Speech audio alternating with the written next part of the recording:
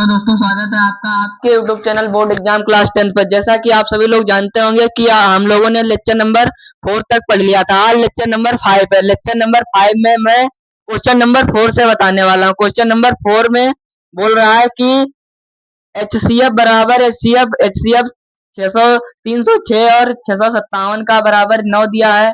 और एलसीएम हमें ज्ञात करना है। एलसीएम 306 और 657 का हमें एलसीएम ज्ञात करना है। तो सबसे पहले मैं क्या लिखता हूँ, प्रथम संख्या गुणे द्वितीय संख्या। प्रथम संख्या गुणे द्वितीय संख्या बराबर होती है एलसीएम के गुणे एचसीएफ के। प्रथम संख्या गुणे दूसरी संख्या बराबर होती है एलसीएम गुणे एचसीएफ के। तो पहली संख्या मेरी क्या है 306 और दूसरी संख्या है मेरी 657 और मेरा क्या एलसीएम हम पे पूछा है और एचसीएफ हमें दिया है। एलसीएम ऐसे ही नोट करेंगे और एचसीएफ हमारा ये देखो दिया हुआ है 9। एचसीएफ दिया हुआ है 9। तो 306 गुणे 657 बटे यहाँ पर गुणे वाली चीज ये बटे में आ जाएगी बराबर एलसीएम। तो ये 9 से हम काट सकते हैं। 9 का 9, 9 दूनी 18, 9 तिया 27 और इधर 3 चले जाए 9 चौक 36। अब इधर गुणा करेंगे हम। इधर गुणा 34 गुणे 657 बराबर हो जाएगा एलसीएम के।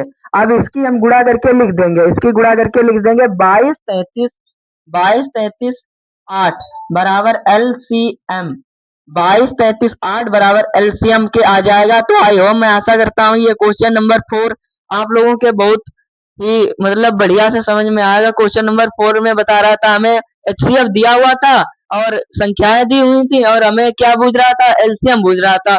तो सिंपल भाषा में दोनों संख्याओं का गुणा करके और एलसीएम गुणे एचसीएफ के बराबर लिख देते हैं। और उसके बाद ये बटे वाली गुणे वाली चीज बटे में चली जाती है और एलसीएम के बराबर हो जाती है। और इसका पहले 9 से इसे काट देते हैं, फिर इसका गुणा करके ऐसे ही लिख देते हैं। तो आई होप ये क्वेश्चन समझ में आया होगा, क्वेश्चन नंबर 4।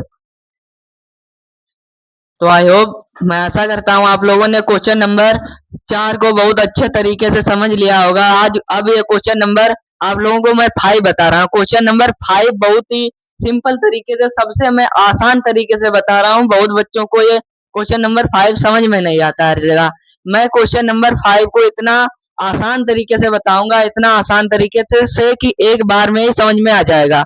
तो क्वेश्चन नंबर 5 ये बोल रहा है कि जांच कीजिए कि क्या किसी प्रकृत संख्या n के लिए संख्या n 6n अंक 0 पर समाप्त हो सकती है। साथ ज्ञात कीजिए क्या कोई प्रकृत संख्या 6n कोई 0 पर समाप्त हो सकती है। तो इसका आंसर में लिखना है हमें 6n का अभाज्य गुणनफल। 6n का अभाज्य गुणनफल जो 6n संख्या है उसका अगर आप अभाज्य गुणनखंड करोगे या अभाज्य गुणनफल करोगे तो उसका 2 गुणे 3 आपको करना होगा। तो 3 दूनी कितना हो जाएगा 6n। तो इसका अभाज्य गुणनफल कितना आ जाएगा 2 गुणे 3।